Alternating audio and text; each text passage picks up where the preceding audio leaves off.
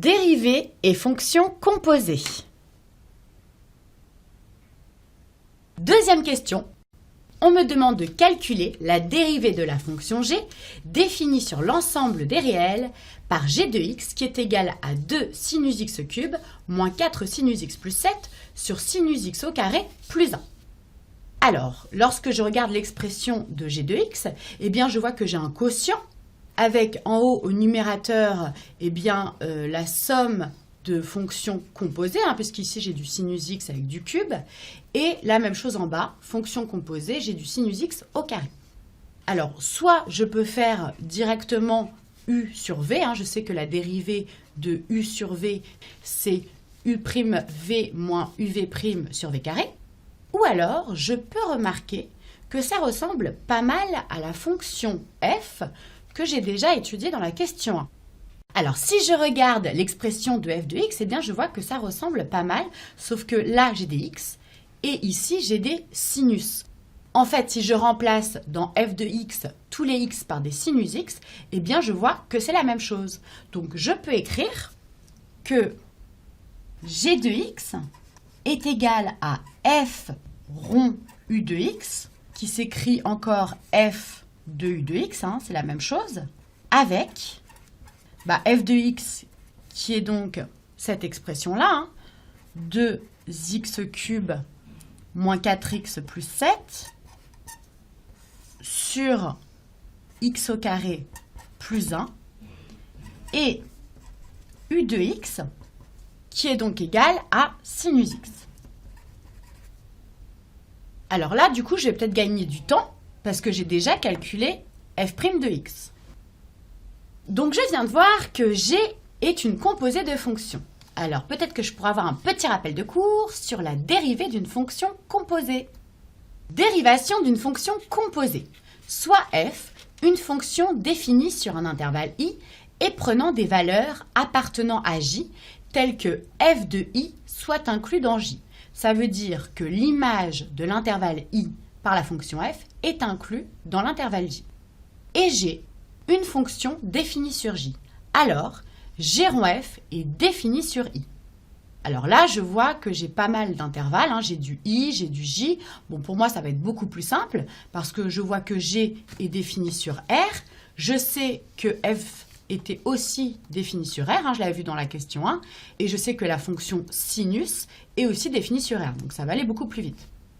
On me dit que quel que soit x0 appartenant à i, si f est dérivable en x0 et si g est dérivable en f de x0, alors g rond f est dérivable en x0 et g rond f' de x0 est égal à g' de f de x0 fois f' de x0.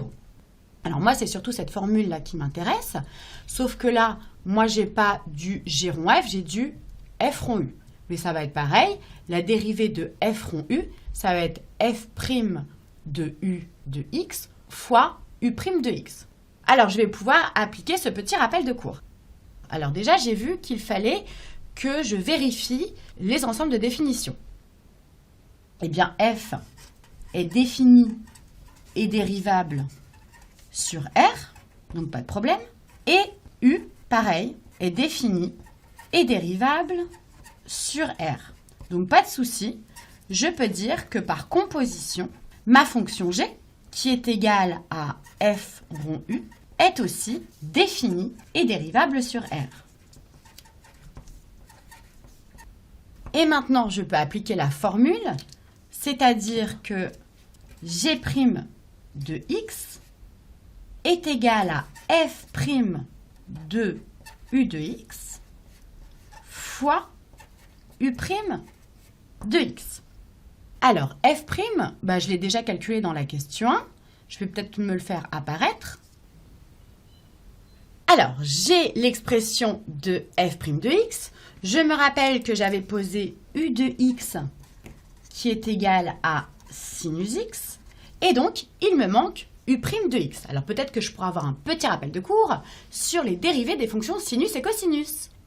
On me dit que les fonctions sinus et cosinus sont dérivables sur r et que pour tout réel x, on a la dérivée de sinus x qui est égale à cosinus x et la dérivée de cosinus x qui est égale à moins sinus x. Alors, soit je me rappelle de ces formules par cœur, soit il existe une petite astuce grâce au cercle trigonométrique pour retrouver les dérivées. Alors, si je me fais un petit cercle trigonométrique comme ça dans un coin sur un bout de feuille pour retrouver les formules, là, j'ai l'axe des abscisses qui correspond au cosinus. Donc là, je peux mettre par exemple cosinus x et là, moins cosinus x. Là, j'ai l'axe des ordonnées qui correspond au sinus. Donc sinus x, et là, je peux mettre moins sinus x. Je sais que le sens trigonométrique est le sens inverse des aiguilles d'une montre. Et par contre, pour dériver, eh bien en fait, je sais que je vais utiliser le sens des aiguilles d'une montre. C'est-à-dire que la dérivée de sinus x, hop, je descends d'un quart de cercle, eh bien c'est cosinus x. Et je retrouve la même formule que dans mon rappel de cours. La dérivée de cosinus x, hop, je descends d'un quart de cercle et j'arrive sur moins sinus x. Et pareil, la dérivée de moins sinus x, hop, je descends, eh bien c'est moins cos de x. Donc grâce à cette petite astuce, eh ben, je n'ai pas besoin d'apprendre ma formule par cœur. Donc je peux mettre que la dérivée de sinus x, c'est donc cos de x. Alors maintenant, j'ai plus qu'à remplacer. Donc g' de x est égal. Donc f' de u de x. Eh bien en fait, je vais prendre f' de x. Et à la place de x, je mets u de x, c'est-à-dire sinus x. Alors, ça me donne 2 facteurs de sinus x puissance 4 plus 10 x carré, donc je remplace par sinus x, plus 10 sinus x au carré, moins 14x, donc moins 14 sinus x, moins 4, sur x au carré, donc sinus x au carré, plus 1, le tout au carré. Et attention, j'oublie pas mon u' de x, donc fois cos de x. Hop, je vais le mettre en haut. Fois cos de x. Et ben voilà, c'est terminé. En fait, j'ai directement trouvé mon g' de x. Je le laisse sous cette forme parce que je sais que lorsque j'étudie g' de x, c'est souvent pour voir son signe. Et le signe, c'est toujours plus simple à voir lorsque c'est sous forme factorisée. Donc, j'ai plus qu'à souligner ma solution. Et je vérifie. Et je trouve bien la même expression pour g' de x.